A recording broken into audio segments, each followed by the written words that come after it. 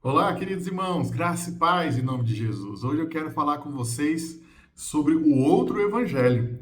Esse outro evangelho que é chamada a atenção do apóstolo Paulo lá em Gálatas 1, ali no versículo 6, aonde o apóstolo Paulo ele vai relatar aos Gálatas que ele está extremamente admirado com a rapidez de que aquelas pessoas, os cristãos de Gálatas, estão trocando, né?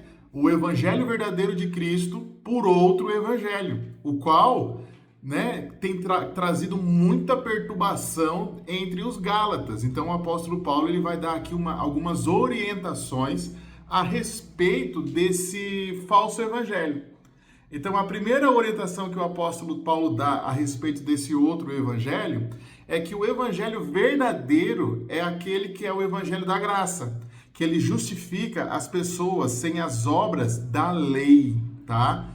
Então Paulo ele está falando, olha, qualquer outro evangelho que apareça aí tentando vender a salvação ou colocar a salvação como se fosse algo meritocrático, né? Então, ou seja, eu tenho que merecer. Paulo está falando, olha, foge disso, porque a salvação ela é uma exclusividade de Deus, baseada na sua graça, não em algo que eu tenho de bom ou que você tem de bom, tá? Porque Paulo ele parte do pressuposto que a nossa natureza ela é caída.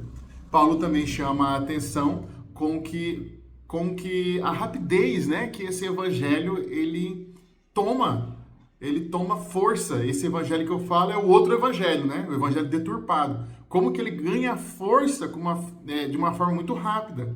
Então, Paulo está falando, olha, os Gálatas, vocês foram enganados. Vocês começaram a confiar em obras para poder manter a sua salvação. E não é isso que o evangelho faz. Então, muitos falsos evangelhos, eles ensinam isso, que você tem que ter algo além da cruz, né? Isso nós chamamos de legalismo, prosperidade, experiências espirituais místicas, ou seja, se não tiver isso, significa que eu não sou salvo.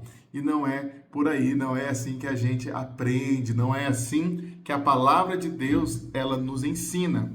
Então, a verdadeira liberdade, ela está em Cristo. O evangelho falso, ele quer te escravizar. Ele quer escravizar você pela lei, ele quer escravizar você pelas obras, ele quer escravizar você pelo desejo da carne, mas o verdadeiro evangelho, ele liberta, porque ele está fundamentado em Jesus Cristo, nosso Senhor. Que Deus te abençoe e um forte abraço.